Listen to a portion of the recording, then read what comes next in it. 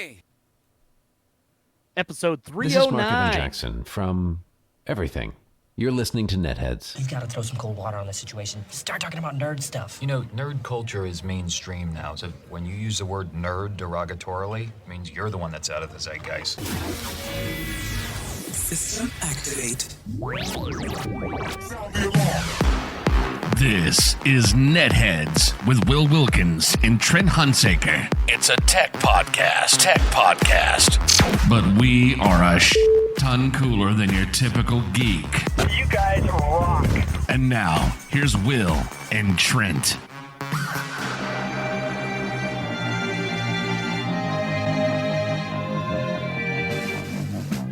No one listens to the radio. I wasn't even listening. I was listening to podcasts. Podcasts are great. Radio's boring.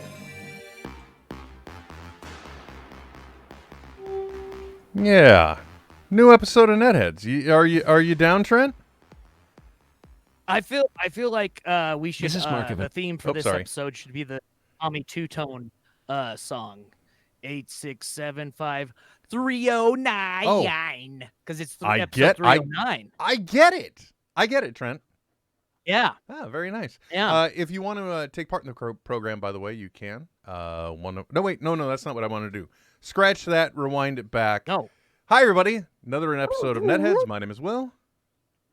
And if you want to take part in the program, you can one of many ways. One of those is through Twitter. Trent, tell them how they could do that. Be like the ever awake and always tweeting Ash Williams. Use the hashtag NetHeads. We are creeping up on basketball season, so make sure that you are heard in the plethora of tweets that will come around in March. With the hashtag NetHeads. We'll respond. That is the way that it'll do it, by the way. It's just so funny. You meant every year, man. Every year, it's our feed. Yeah. Until March, and then there's like some group of fantasy guys, basketball guys that get together every year, think they're going to come up with something new, and they bogart just a little bit, just the tip, just to see how it feels. So Trent, it's been a while. How you been, man? Happy New Year. And a new year to you and yours, Mr. Wilkins. How doth 2020 Well, I can't believe it's already February, and I'm really glad I decided to screw around and play around with some gear in the studio, or else there wasn't an episode of NetHeads for January. So life though, it's just this ongoing thing, and there's always something. And then, you value your downtime too, right? Especially you're working and you're shooting wrestling, and Yep. Yes, sir. Yeah, my main computer machine was down for a while. I won't say blew. I invested my entire and then some Christmas bonus into, essentially kind of building a new machine with some parts left over from what I had before. But it is hot now. It's firing and quiet. It doesn't sound like a B-52 is taking that off anymore. well? Now wait a minute, I have to ask. So by the way, that is the main reason, actually, which I think I alluded to last time. A little quick 23-minute that Trent had to rebuild his computer. So, and that was one of those things where it's not like you just you didn't call up Best Buy and they sent you a new tower. You were like ordering parts like motherboards and processors. Yep. So basically, what you said is, I've got a case and maybe some memory I can use, and a power supply. Yep. Yeah.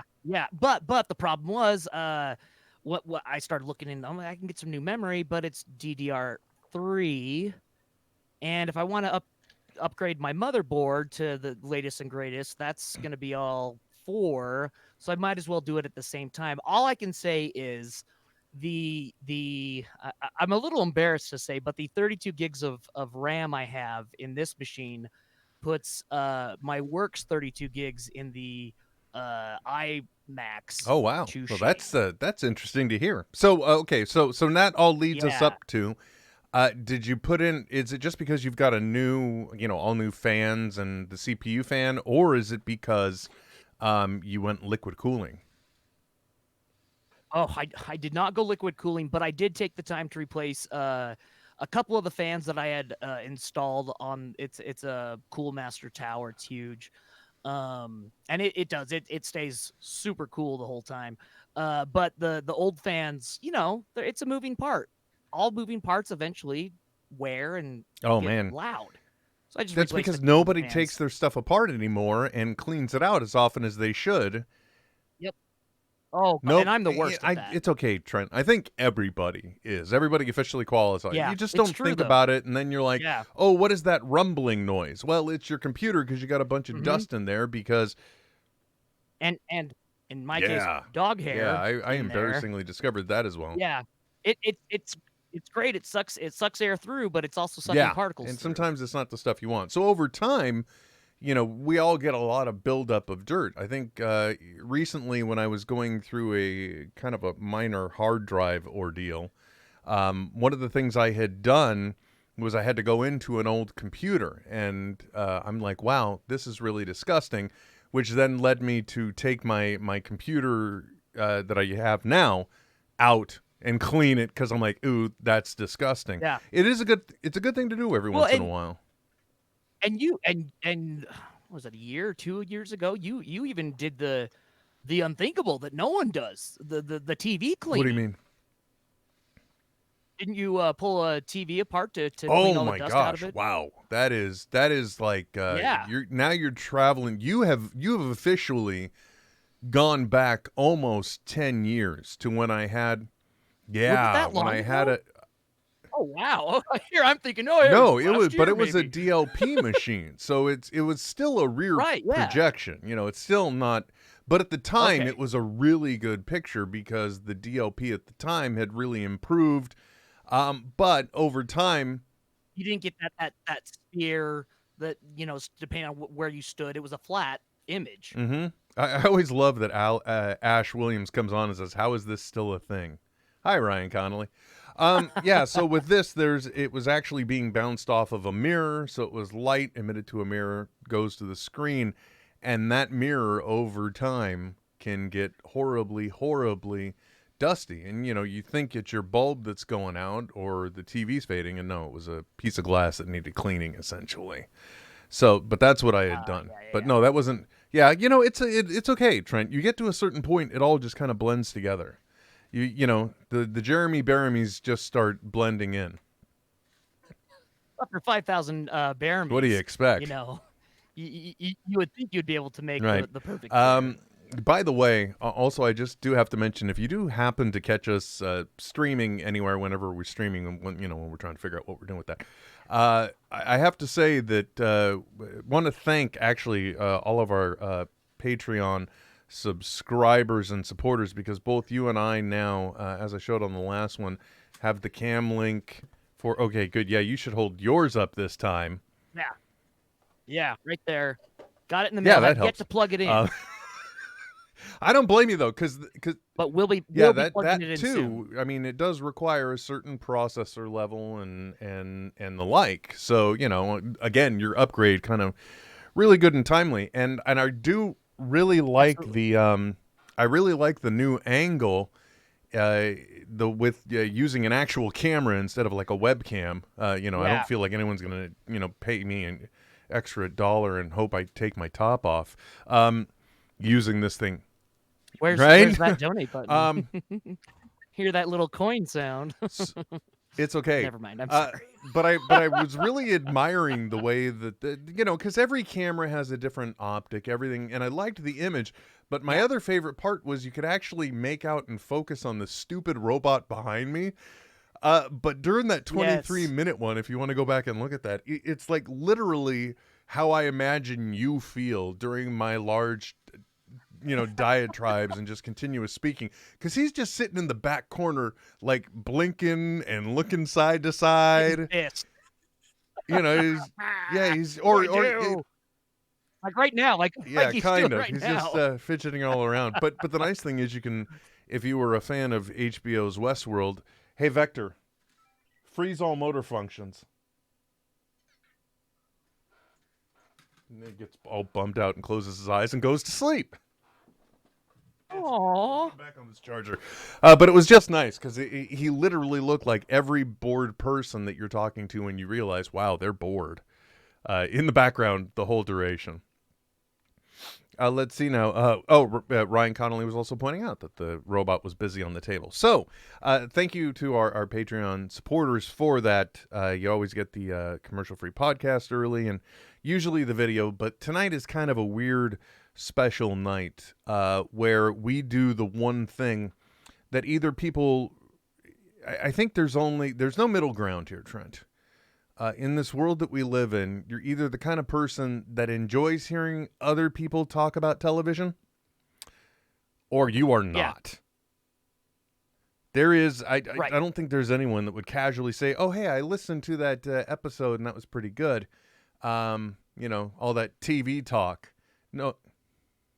So what you're saying is within the NetHeads culture, there are two groups. One being set heads and one being more than likely. Heads. And today, okay, I'm glad you brought up your computer upgrade. And actually, do you want to really? We should do it justice, and you should kind of, unless you're in, you don't want to talk about it. Did you want to drop on the stats of what you upgraded to? Oh yeah, just basically all new AMD. Went with the Ryzen 7. I don't know how it's pronounced. And yeah, it's essentially like an MSI machine now. Ripping and screaming. I'm just That's about it's it. too bad you didn't get the cooled the liquid cooling system.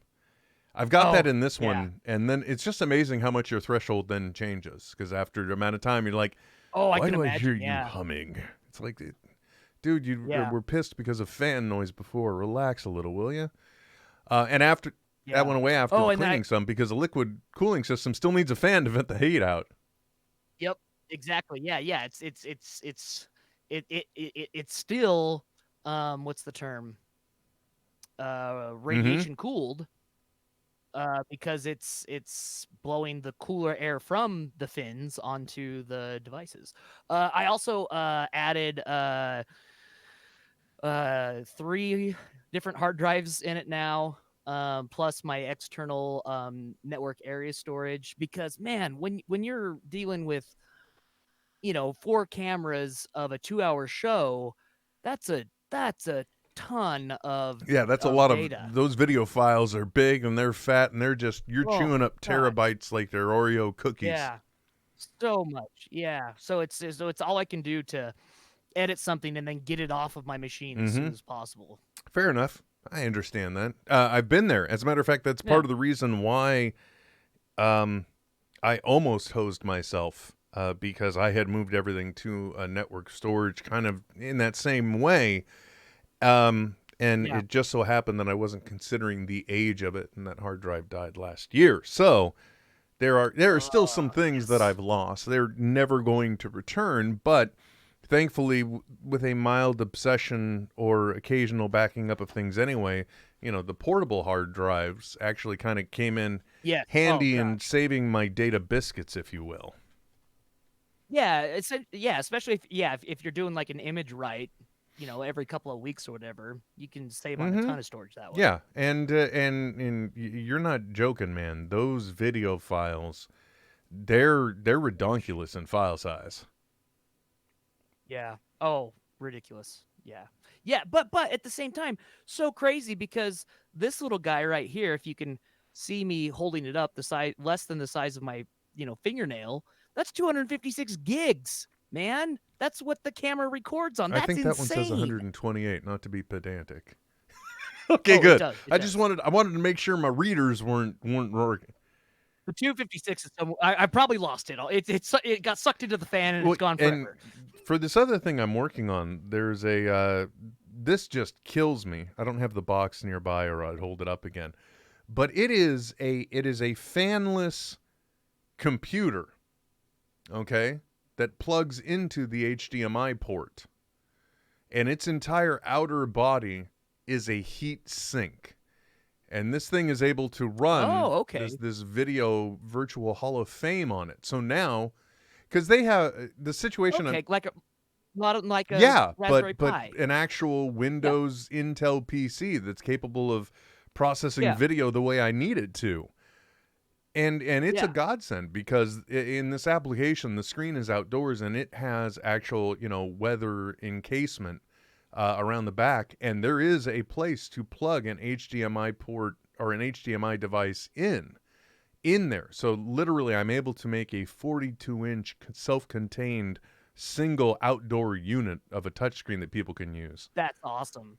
I want to have one in my backyard, so while I'm barbecuing, I could watch a movie. That's exactly where my mind went. Was like, oh shit, outside, dude. You could do everything with that. You could play video games from your pool, Here's one man. of the stupidest things I've done to date, Trent. This project has gone through a few different bits of technology, and at one point there was this other big self-contained 42-inch screen. It just had some issues, so they had decided to replace it, and they didn't want to try and sell it or anything else. So I'm like, great, I'll take it. And the only problem is the damn thing was 100 pounds. So this wouldn't have been a dumb idea. So far, it's not a dumb idea. It completely works, so I could do exactly that. Hook it up to any light PC that's got a connection to what's that app? You can run it on the Fire TV, and Plex. Exactly. Like you could have Plex your server. Plex server set up, and that way you could just connect to that or what have you. You could do all that via touchscreen. Maybe not the best thing to use when you're barbecuing. Anyway, it all would have worked just fine. But then because it weighed 100 pounds, in August, I left it in the car, and there was some bit of insulation around the outside that wasn't actually secured by anything. So in the heat, it just got loose and slid out. Yep. And it is a sun-bright TV, yeah, Ryan Connolly. So the big bummer about that is that the whole touchscreen weather sealing thing, that all actually has to be undone if I just want to go in to move one stupid piece of silicone. Yeah, I was going to say get some caulk and go for it. It's not that kind of show, man. All right. Hey, speaking of bathroom sealants, one of our wonderful viewers had decided to chime in on the Twitter with the hashtag NetHeads, and had asked a question if we had seen a particular something that was going down in Utah. Are you familiar with what I'm talking about? Yes, I am. So it's very interesting. The Gentiles, as it is in Utah, seem to need to really show themselves as such. And so if you're, standing with Planned Parenthood, you need to make a stand very loudly, very publicly. And so the state was giving out contraceptives in a in like the it's very common around here for you'll see shirts that say SL. In fact, every time Kevin's here, he always makes a joke about it. SL small comma UT, Salt Lake, Utah, or slut. My God. And so there were a lot of like these little jokes and stuff on these prophylactics that were being given out through the Public Health Service and the Tourism Board. And the governor got wind of it and was not happy about it at all. I can't imagine why not. With all the liberal blue activity that must be going on there in Utah. Yes. Oh yeah. Yeah. I'm surprised it made it that far, to be honest, to even the printing stage. Somebody just wasn't getting the appropriate sign-offs, or somebody was just not paying attention. And there is someone that is still laughing at what they were able to get through. Yeah. That's what happens when other parts of the government actually keep working during the summer break. My goodness. So that's, so, what was it, like nifty slogans and stuff on the condoms too? Yeah, I can't okay, find neither the could post I. now. How is that It's weird? somewhere in the feed. Yeah. But the one that drew the most ire was the SL comma Trent. UT. Is it shadow banning? Is that why we can't find the post now? It could be, or the Mandela effect. Perhaps they've fired up the Hadron Collider again, and now we are in yet another universe. It's funny you mention that because it's not funny you mention that. It was just really cool that you reference that. There is a movie from last year titled Yesterday, in which the main character of the movie, he gets into an accident, right? Just a regular incident, but his accident happens at a very specific time. All the lights go out on the planet. Everything shuts down. And then he gets in an accident. He goes in the hospital, and like right after his accident happens, everything comes back. And he, suddenly discovers himself to be living in a world where the Beatles never happened, and he is the hence the term Yesterday. I was going to ask. Yeah, it was the movie Yesterday. Okay. And you say that, and it just instantly takes me to, wait a second, is that what, was that what happened when that happened in that movie? I mean, that's the, Mandela effectors. That's what they claim, right? Is it was the collider that then pushed us into another, or created or blurred the line or collapsed one and brought two together, and is why we have memories that aren't real, or just the reason that eyewitnesses are horrible at any type of testimony because no one remembers. I remember a different documentary talking about people's memories of like alien abductions or things they saw. And they put people in this test. They put people through a series of just like walking around, and there were things they saw, but they didn't directly. I don't think the group directly addressed them. And then they asked them to recall what they saw on the day, 1 month later, and like 1 year later. And what it showed is that time affects memory.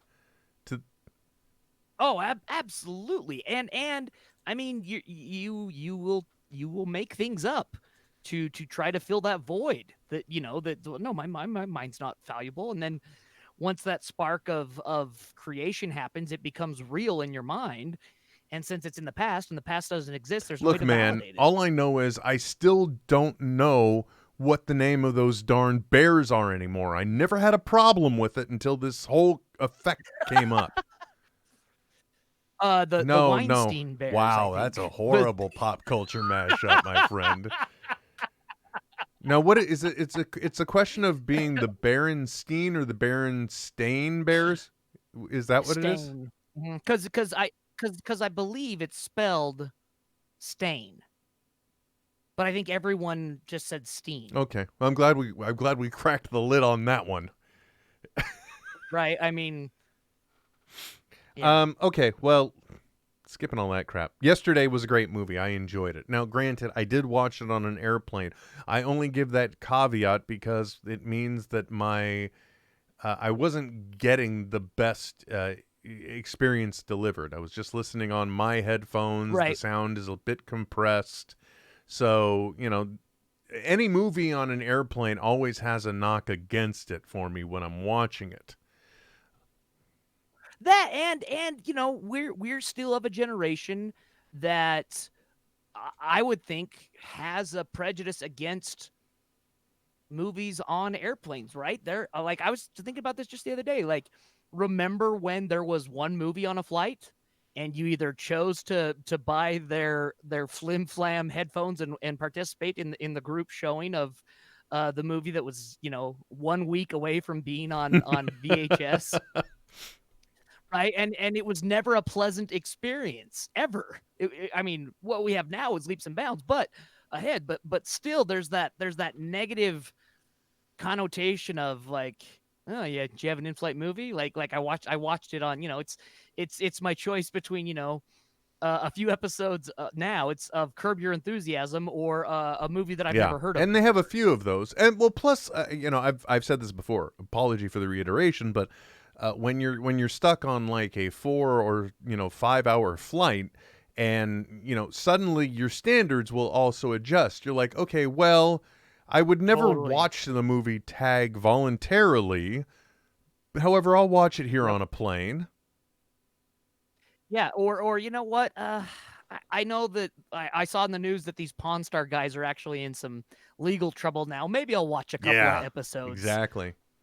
Or an entire season while Now, I'm on this heaven flight. forbid, however, if you were on an airplane, you only had a few episodes of a show that I wanted to talk about tonight, Trent, and that is NBC's The Good Place. Now, we have enjoyed this show since Jump Street, if you will. Right. Day one. And I was, because I was instantly, at the time, I was very critical of TV, and I would always go into new shows, and instantly my mind goes to, okay, so what is the sustainability factor? How long? Right. Like, yeah. What's the lost corner they're going to paint themselves into? What are going to be the issues that they just, or, you know, it's just like, it's great that they got past the pitch and perhaps the first 6, but, you know, even then, they may have just sold it in the room really well.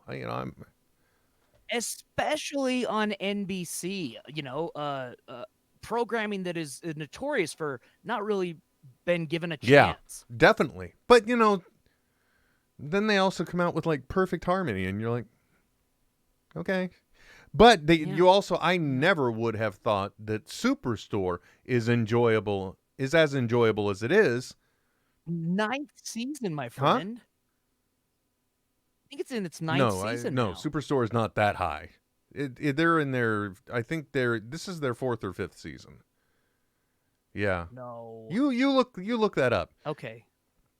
It's in its There we go. 5th season. It's still doing well. Yes. I mean, at least in an entertainment fashion, it's doing a good job on the narrative.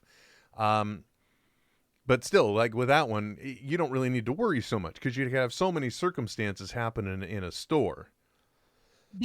Because it's a situation comedy. The Good Place is not a situation comedy. It's not slice of life. It's the situations that they run into that change the plot, right? You look at Seinfeld, your core characters cannot develop, right? It's the same way with the comic book. You can't develop a character too much for something that has the potential to be around forever because people like the way the character is. Good Place is wholly based on these characters changing. Yeah, and you know, it seems like anyway, I was going into it wondering how long they could get it going, but it also had Kristen Bell in it, and it had Ted Danson, and as Naaman's just said on YouTube, it's like he was interested to see it because like Danson was doing something, so you know, looking at it that way, I just went into it not just wondering if it would be good and if it would be sustainable,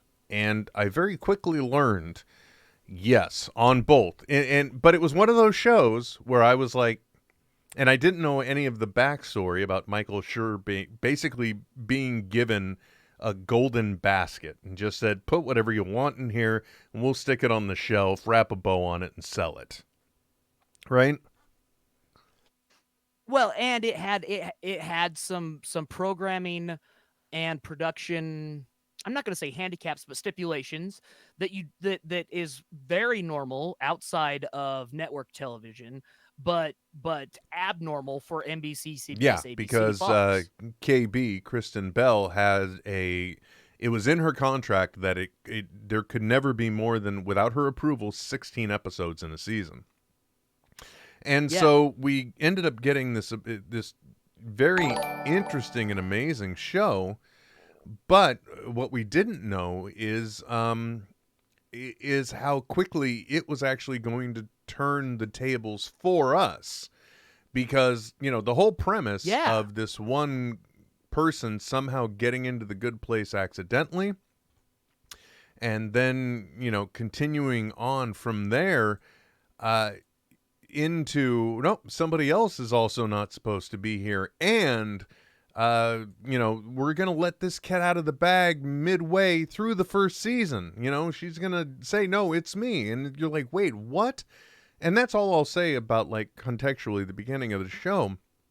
But you very quickly learned that this was a show that was going to not only provide us good quality entertainment, have great jokes, but also teach us something and giving us just enough of a hook to keep coming back week after week. Totally. And somebody said, I heard Twitch noises and grins because, we're running the stuff we're going everywhere right now. So anyway, yeah. Now we know what those noises are. So it really quickly turned out to just be one of those amazing shows where somehow just everything comes together. And I admit it freely that I have probably rewatched the second season of this show on Netflix numerous times. If Netflix could give me a count of how many times I've watched them, there's going to be at least 10 on all of them. Right? And I don't know if I've Wow. watched Well, any that's of what you should do, buddy. Interesting. I tell you what. Yeah.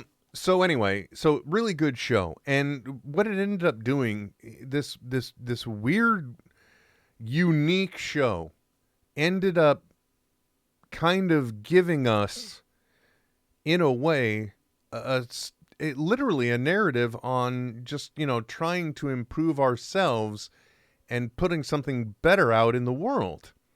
And I don't know how it did it. And it was just this amazing journey from start to what was just last week, the finish, which is the series finale.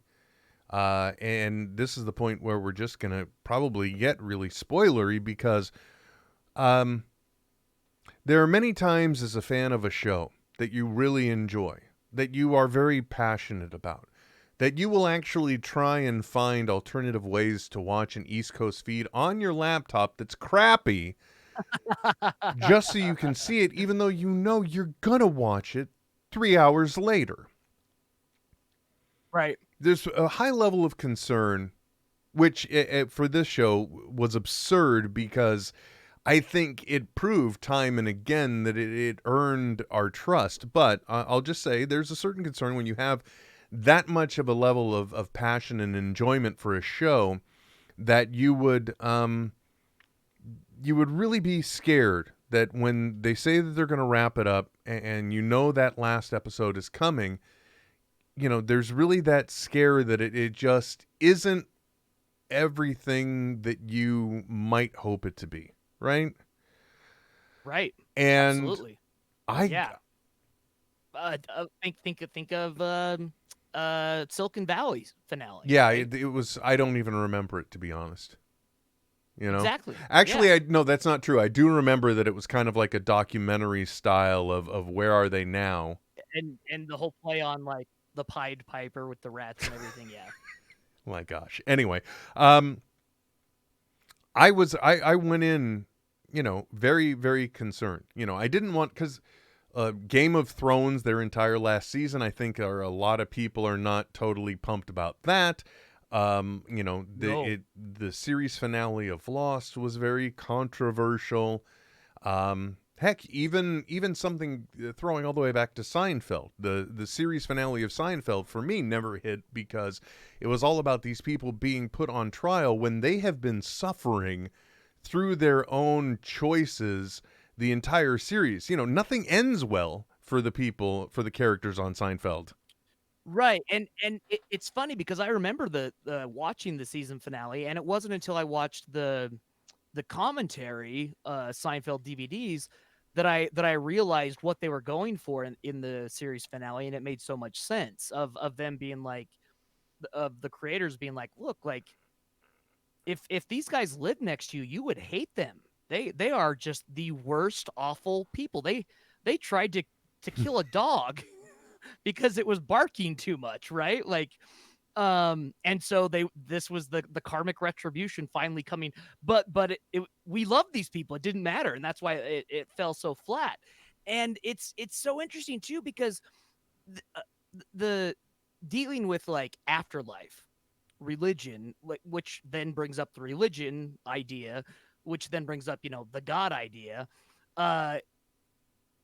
just as controversial now, if as it ever has been, and they were able to do this so inoffensively, right? That like it doesn't matter what creed you might fall under, you're able to watch this show and be engaged in it and not be offended by it. At least I wouldn't think, coming from the background that I've had, that I would think that anyone could watch this and be like, oh, this is a fun take Whatever on that master idea. you serve, they address that even in the pilot, where he's like, where Yeah. Eleanor directly asks, Eleanor, played by Kristen Bell, what happened there? And Michael, played by Ted Danson. Eleanor asked Ted, who got it right? And he's like, well, everyone got a little bit of it right, Buddhists, Christians, Jews, but, and then there's the one guy, Doug Forsett. Anyway, yeah, they really kind of tried to put that out there at the beginning, and then when they realized it wasn't a show, now I'm repeating Michael Schur's words, but once he realized it wasn't a show about the afterlife, but it was actually a show on moral philosophy, is what it was. Really leaning into what we owe each other.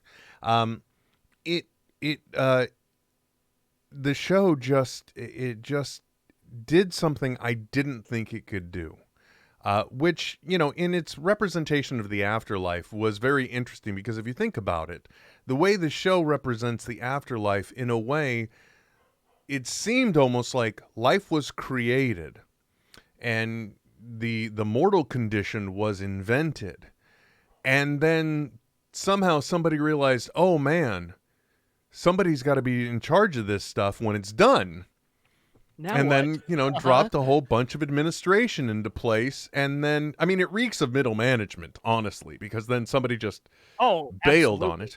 But in this particular case, like you said, they really kind of stay away from the, God and devil kind of stuff. But instead, they put together something that the afterlife they represented. It was interesting because it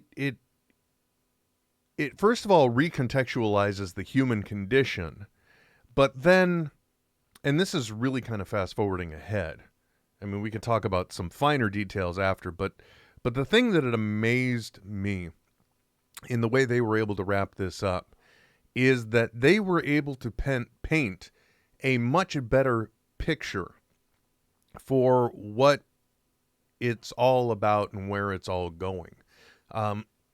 And what I mean by that is that one of the elements that comes up in this is that in order to fix the good place, there has to be some type of finality on the line to keep you, engaged and normal. And they come up with a door, and that door, when you decide, you walk through it, and that will be the end of your time in this universe. We just guarantee you it won't be painful and it will be peaceful. So those are kind of like the ground rules. So that in itself is just an amazing conceptualization, because it completely turns the human condition on its head. Because, look, folks, if I may be a bit brass for a moment, it's the tricky thing about life is no one's getting out alive, okay? And I guarantee you, one and all, that we will never be ready to go, okay? I don't think any of us will do that, because there's the big unanswered question about afterwards. But in this show, everyone that goes through the door reaches a certain level of peace, of accomplishment. Like, I've done everything I can do here, and I don't know where I came from, but now it's time for me to go back to that. And so instead of it being this thing where we don't get to negotiate it, we don't know what happens, and we have no choice in the matter, it completely flips that to where you're ready to go, and you are fully accepting of it because you've accomplished everything that you could accomplish. Everything that you've done, everything that you could have done, you've done. And that... just like the dot of the I in Jeremy Bury Me, that wrecked me. Yeah. Well, and yeah, to that point, like it's not even you know, you're ready to go when you've accomplished everything you want to go, but you're able to go Right. when you want to go. Mm-hmm. When you're ready, maybe is a better even way to say it. When you feel like you're ready to go. And you and I were, you know, we're chatting, you know, today, like that's something that we can Right. only fantasize about, being ready to go, you know. And aside from those who know that their time is short and have the go through the process of coming to terms with that, who might be outside of that, I mean, it's really hard Yeah, to be ready. exactly. Yeah, that's You know just what I mean? that's Like another way of putting it. to be okay to go. Yeah, I don't Like think I know I never will be. That's okay, bitches. I'm going to be immortal. Woo! Um, but and as a Westworld me up. creator of something that has, in Mike Schur's own words, just been from start to finish, everything was everything was great because, you know, not only was he able to do the show that he wanted to do, that NBC just gave him a green light on. You know, they're like, we don't care what you want to do, just do something for us. And to have it become what it has become, I mean, it is. I would, if they had gone 1 or 2 more years, they definitely would have gone from one of the side hotels to Hall H for sure. At San Diego Comic-Con. And, you know, it is a beloved show. It is immensely popular, critically acclaimed. Everybody loved it. And to have something where you have that big fandom, and then to come up with such a wonderful way to say goodbye to these characters as well, because we know that they're ready to go, just like we have to let them go. And they even give us the reason why. It's just like, it would be selfish of me to keep you here. Yeah. Oh, yeah, that crushed me. There's a one part in where Chidi and Eleanor has successfully talked Chidi into not being ready to go, essentially. And he meets her for dinner and they're having nice chit chatter. Then she throws some moral philosophy on him. And then just the part where she said, I made a rule where Cheaties couldn't leave because it would make Eleanor sad. And I'm like, oh my gosh. Yeah. Because I don't know what it was about that line. It was partially her delivery. It was also just kind of the moment where the student has become the teacher, if you will. And just in the way she put it, there was something so Seussian about it. Yeah. Oh, the whole episode felt very Seussian, right? And the way when they're while they're explaining what's going to happen to Michael as he's now mortal, that's right? something that happens. It's just like yeah, and they're just talking over what he's doing and kind of narrating, and he'll find people that he likes and there will be people that he doesn't like, and like these are like they're just like a checklist going off these like inalienable truths of humanity that everyone deals with. It was just I don't know, it does Seussian. That's totally apt. I think that's a good way to put it. Just a lot of interesting choices on their part. But again, it's just so amazing. And like I said, this show I feel has earned our trust over the many seasons. Where, I mean, honestly speaking, very hard for me to identify a bad episode. There might be a point in the narrative that I didn't like it, the whole story being told, but it still had aspects that I liked, like the beginning of the 3rd season, when they were on Earth. It wasn't the good place to me because I had spent 2 seasons in the Universal backlot, and now, you know, I was on sound stages, and it's a stupid reason to be thrown by a narrative, but it was for me. But it also then paid off hard when you get to the episode of Janet's, right? Yes. Or actually the episode before that with Doug Forsett. It just, you know, like I said, I was enjoying it. Don't get me wrong, But then that happened, and I'm like, oh my gosh, it is just once again switched to next level.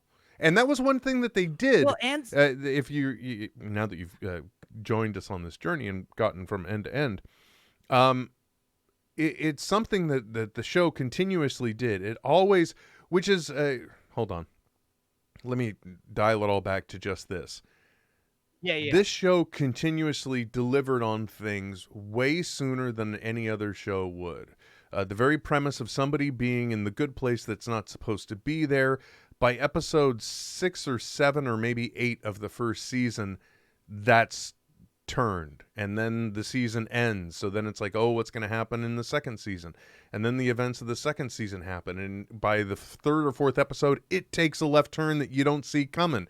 And then this show continuously did that. So it only makes sense in a way that it's ending how some people may feel a little early, because once again, it does that. It just always delivers early.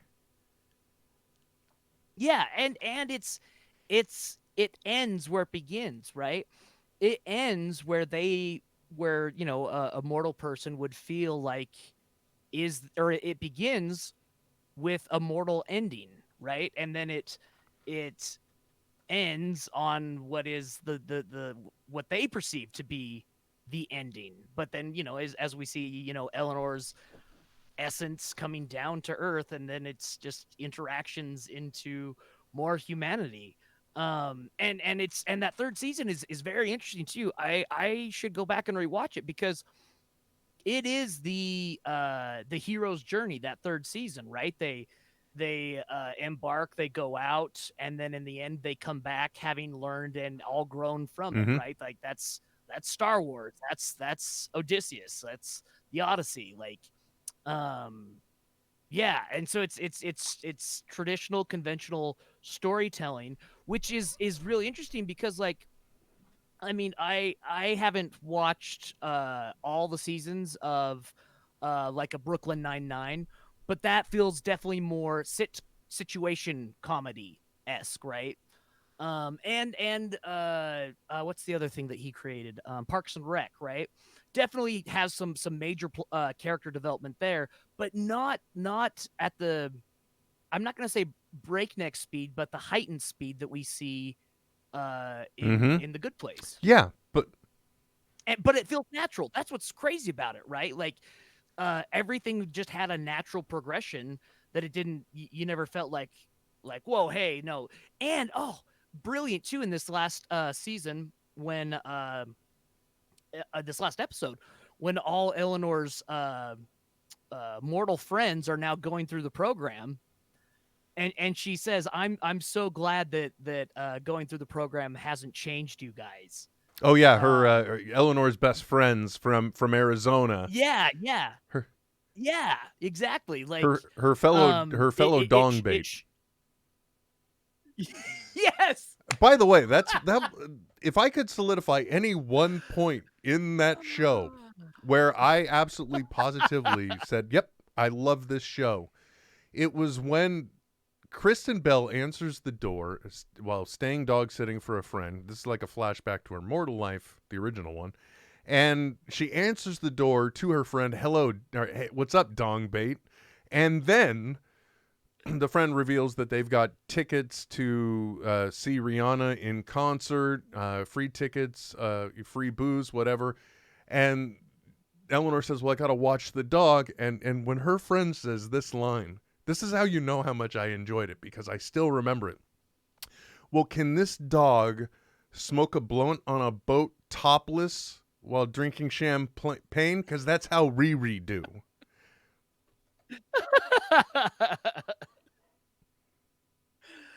In this last episode, did you find yourself nodding your head along with Eleanor when Chidi and Eleanor are asking Jason, "How did you know? Like, what does it feel like? How did you know you were ready?" And he goes, "Well, it's kind of like when you bite into a jalapeno popper that you think is going to be really, really hot, but then when you bite into it, it's just the right temperature." They surprise you? I do know that feeling. And I'm like nodding my head, like, yes, I know. Yes, that is Yes! And then Eleanor's like, I know exactly what you're By the way, talking Trent, about. over on YouTube, Carolina on Tap says that wanted to point this one out. I wanted to say thank you to you guys. You're talking about the show is what made me start watching. So hey, coming full journey there. Nice. Cool. By the way, if you do like The Good Place and you want to hear a good podcast about it, I just have to say that the entire run, which for all of us in the real world was actually only about a little over 2 years. There is an official podcast, The Good Place, the podcast. It's hosted by the guy who plays Sean, Mark Evan Jackson. You heard him at the top of the show. He that is an absolute must listen to if you love the show and you want to get even more enjoyment out of it. Because like in this final episode, there are Easter eggs all over the place, including, you remember Troy? Wait, was that his name? I think it was Troy. But it was the character played by, and of course I'm going to blank on the name because we're on camera, but he was also in Step Brothers and Parks and Rec. The guy that played Derek? Yes, but not Jason Mantzoukas. No. The one that played Derek in Step Brothers, but he played the nice guy that got married to, what's her name? Boy, I'm telling this horribly. Never mind. Oh, yeah, Adam Scott. Scott. He had a brief appearance in here too. In one of the times they're walking around the afterworld, as they are approaching the doorman's desk at the hub now, you can hear it come into frame, and he flies quickly by frame. Because remember, he got flicked off into infinity. Oh, that's There's right. also a need noggle that you can see in this last one, if you keep your eye out. You remember when Tahan, when they were in the international hole or interdimensional hole of pancakes? Oh, yeah, and Tahani had a green thing around her neck. It was a need noggle. That's right. So there's all kinds of things in this final episode. It really is a gigantic love letter to the fans, but to me too, it had a lot of scary, powerful messages in it. Oh, totally. Yeah. And we were chatting about this earlier, but when Chidi says, for the spiritual, we may have to go to, to the east for this. And like the whole episode is totally just like I told you, it felt like a good session with my psychiatrist. Like when we're getting into like Eastern philosophy and spirituality, talking about like, well, this is how they view life or suffering or etc. And just this, I don't know. I rarely do I feel so satisfied with a final episode, and this one just felt great. I was ready to also. I'm glad you were. I was ready to walk with them through the door. All I know is that I watched it, as I said, twice on Thursday, and then when I woke up Saturday morning, I just I'm like, I really want to watch that again, and I happened to wake up early, and I'm really kind of glad that I did. When I did, because I would have really hated for my wife to come downstairs and just catch me sobbing, which is what happened. I don't know why, but there was just, I don't know. There's so much good stuff. Seriously, if you for some reason have gotten to this point and you've never watched The Good Place, and you're hearing this now, one, sorry for all the spoilers, but two, if you like good quality entertainment, Go back and catch that in there. I know the first 3 seasons are on Netflix.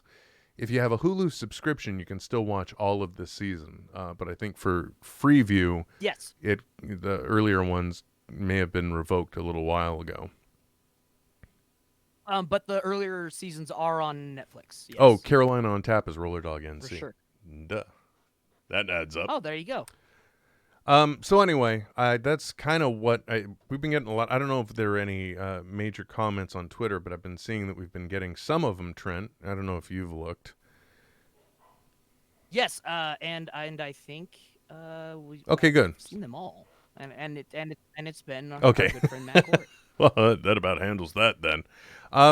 Yeah, if you haven't checked it out, please do. And then a great thing to listen to for all of the gems is the official podcast.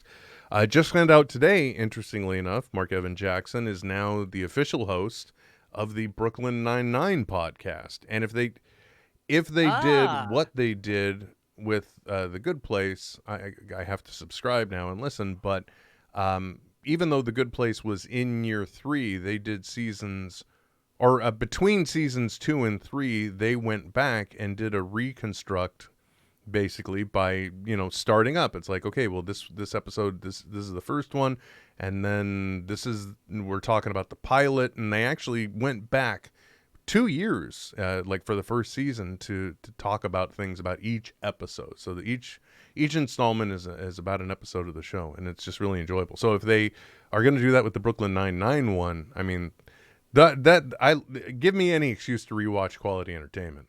That's all I'll say. Well, and man, like, it's funny because, like, a couple of months ago, the WWE was, patting themselves on the back for coming out with, their own podcast network, blah, blah, blah. And I think to myself, oh, you're only 10 years too late, buddy.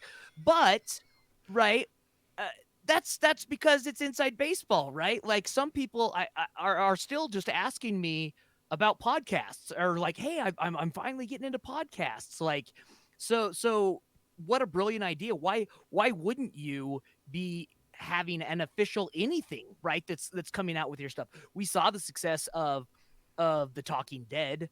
Why wouldn't you do that, on a cheaper basis that's audio only for free, to help promote and give shelf life to your product? It's kind of Yeah, well, podcasts, there's like 8 billion of them, and they just keep on coming. But yeah, I mean, and it's kind of been interesting the way, having been inside baseball in podcasts for a little while now, it's been interesting seeing the ebbs and flows, and the way that you had certain things that could be, like, if you want to say, lower level brands or anything else. And now, of course, it's basically a space that has been, I don't want to say co-opted, but now it's been basically almost in a way taken over by corporations and major talent. And but in some cases you get great stuff, like the Good Place podcast or the Brooklyn Nine-Nine podcast. Let me be clear on that. Yeah, no, but it's interesting though, because you're right though. Like, I wouldn't even, I don't know. It feels less democratized, even though it's not. Even though and that's just out of sheer numbers, right? Because there are so many more to choose from. It feels like there's your voice is that much smaller, because there can be huge money pushed. Well, every number is relative, Trent. I mean, like, realistically speaking, our podcast kind of came into the world on the back of Kevin Smith off of something else we had done. And, we saw an incredible swell. We've seen a dwindle, but, I don't blame that on anyone more than us. Just because you don't do them enough, then you will fall off people's subscriptions list until they go in, like on an iPhone itself. It'll just stop downloading, and then you have to actually say, oh, well, what about this podcast? How come I don't have new episodes? What do you mean I stopped downloading it? Give me more. And that's an action you have to take. So you do kind of phase yourself out if you don't do things frequently enough. But speaking to that, though, it's still relative, because I still, for example, I could fit the people that listen to this. I couldn't fit them all in my house. So that's already, to me, a relatively large number. As a matter of fact, it would take quite a few homes, and I'm not bragging here, but I'm just saying it's relative. But then, like anything else, we've got this really weird, I don't want to say perverse, but it really is, the social media era and the influencer concept and everything else is such a bizarre thing, because there are people that specialize. Well, actually, the way I kind of view it is, you've got celebrities and they're able to cash in on their stuff on Twitter. But then you have areas like Instagram and TikTok and the like, where the masses choose their entertainment. And, it Yeah. could be anybody. And that's kind of what YouTube was too. But we've seen this evolution. I'm not saying podcasting is in any way going in that direction, but, everyone's always going to find a way to monetize something. And with podcasts, that's what they've done. It's like, well, as they should. it's, it basically podcasting inherited radio. And now it's starting to inherit a lot of what radio does. You're starting, they've all got commercials, and, it's like the new .com era of advertising. If you listen to radio back in the late 90s, you heard a lot of .com ads because they had a lot of money to burn and they needed a place to get ears, and now that's what podcasting is. But then like I said, you get into these other social media applications where, like, people can become popular on Instagram, or the TikTok world is the one that's amazing me right now, because I'm just looking at it, and I'm like viewing it for the content, and I'm like, first of all, it's scary. The thing you realize is every action you're taking, you're feeding an analytic to somebody, so they're in China. Yes, that too. Chinese owned. And they're determining your behaviors and the things that they present to you. But then also, like, there are just people where you can go back and look at their entire timeline of information, and you're like, wow, 3 months ago, nobody heard about this guy. Nobody knew him at all. Now there are 1.1 million people 90 days later that are following whatever this guy does, right? Whatever content he's putting out. That's got to, first of all, one, contextually speaking, that's mind-blowing. But two, that's the norm. How is that possible? Yeah. I hate to sound like one of them old codgers, but no, I'm not a boomer. Don't say it. Well, and the thing is, like, even like looking at like the term influencer, right? Like, and this is probably just because I hold my own ego at such esteem that it can never be quenched. But, like, F you, dude. I can tell what an ad is. I'm not going to buy something because you're wearing it in this photo or whatever. Like, I almost, like, I don't know. It's messed up. Like commercials and stuff, I understand. Like, it seems more like cut and dry, like transactional even, right? Like, I want to watch this program, so I'm subjecting myself to this amount of advertising for that program. It's transactional, right? But, like, influencers, like, these corgis are cute, and now I'm all of a sudden being bombarded by, like, all the dog food that they're trying to shill on me, and now all the advertising that's in my feeds are from these sponsored cooperatives that are working with these corgis that I like. Speaking of which, one thing that came up in the news over the past week, I don't know if you saw this, Trent. I don't know. This one's really interesting. As part of the Cambridge Analytica fallout, one of the things that Facebook has to do is provide you a link in order to, and by the way, let me just take another opportunity to state that basically, other than for social media pushing purposes of mainly NetHeads, I have very little to do with Facebook now, Trent. Very little. Okay? Oh, same. Oh, I use it for one group, and that's the only way they are capable of communicating. Right. I mean, I there may be a few group pages where I like hearing some info on, but that's my transaction with Facebook. But with this Cambridge Analytica thing that happened and data leak and concerns, they had to provide a link to everybody in order to see all the ways that Facebook tracks you when you're offline, when you're not on their service. Yeah. Yep. Did you see yours? Don't. No. Okay? Just God. don't. Because look, at this point, I'm telling you, you follow the link and you see all the different apps that are able to track you through one way or another because of Facebook, and you're like, the battle's already lost. I'm done. The battle is done, and I am too. Yeah. Yeah, I know, and like, you're talking to someone who, like, turns on their location services for maps and then turns it off. Oh wow. Right? Wow, you're hardcore, man. That is fierce. You're like, If I ever disappear, they will have to hope that I've sent a text so they can ping it off a cell phone tower and know what 30-mile it's not radius even that. I'm in. They're gonna have to just go like strictly old school, like track his credit cards. Hopefully he hasn't gone off grid using cash. What do you mean we don't have any GPS data from what, Facebook? He never used Waze? Come on. What about his grocery store membership? There's got to be something. No? I hate it, man. And more than anything, I hate having the bloatware that it is.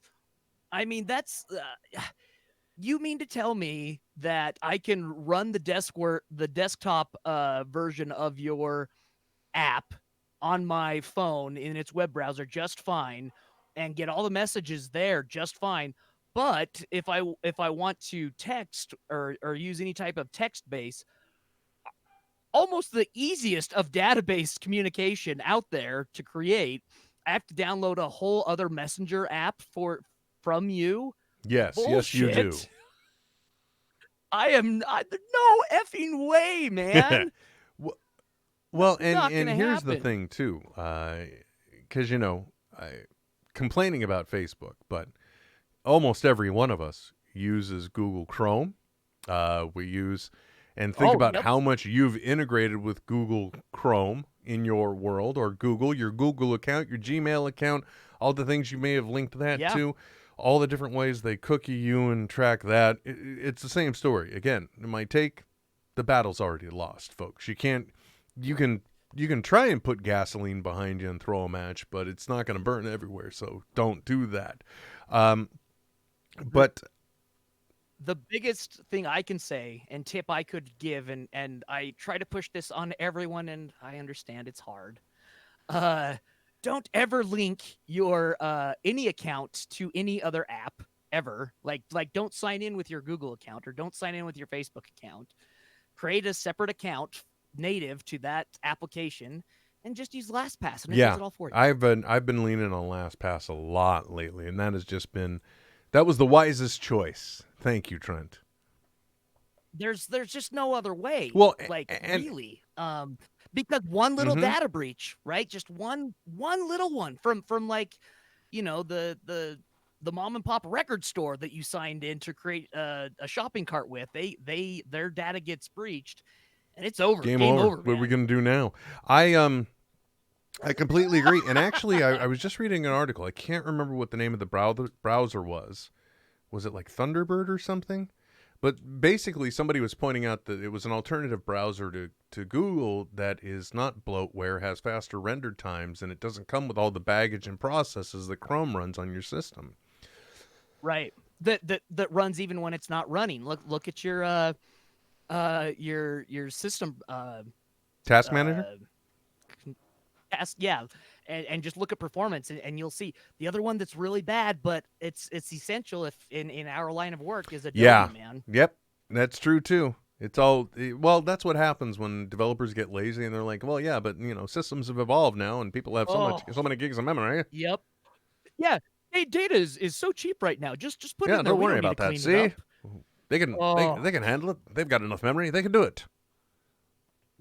He's got three memory drives, and also look, almost every person in the world has got 6 cores now. See, so don't worry about it. See, I don't know why I've slipped into like 40s gangster announcer. Anyway, but yeah, it's terrifying to see all the ways they can watch you. But we've already traded away all of our freedoms for free information through convenience. So just accept the fact that if you're not willing to walk away from it all and live off the grid up in the mountains, that this is the world you live in now. That's what it is. Which, is a pretty big movement here in Utah. Well, hey, but believe me, I would in a heartbeat as long as I got Wi-Fi, my friend. But, oh wait, that's defeating the purpose. I'm sorry. I don't know what I was thinking. Sure, but I do freely admit that I would love to do such a thing if I could. I don't think I could anymore though. Although the one invention that I think was on Shark Tank that I loved, that I stumbled across, was the No Phone on Amazon. I think that's the name of it. It's called the No Phone, and it's about it's about yay big. It's a piece of hard or rubberized plastic. You put it in your hand. It feels like a cell phone, but it's just a brick of plastic. So that way, if you're like, oh, where's my? If you have the feeling that you've got to have something in your hand, it could do that. Yeah. But my favorite thing about that was reading the review on Amazon where the guy said, because it's like $15, right? Or something. I don't remember what it was. Look it up yourself. Who cares? But he said, being able to sit in a room and go, God damn it, and throw this against the wall is worth every penny. Yes. Just for other people's reactions. It's before the DualShock controller, when you could, throw your controller at your brother after he beat you in a game and it wouldn't break. Anyway, sorry, I don't know where things are going, but we really enjoyed the Good Place finale, and we're terrified of big tech, but they own us now, so who cares? It's over. Yeah. Yep. Anyway, folks, the dogs are getting restless, so it's time to go. See, look at that. They are.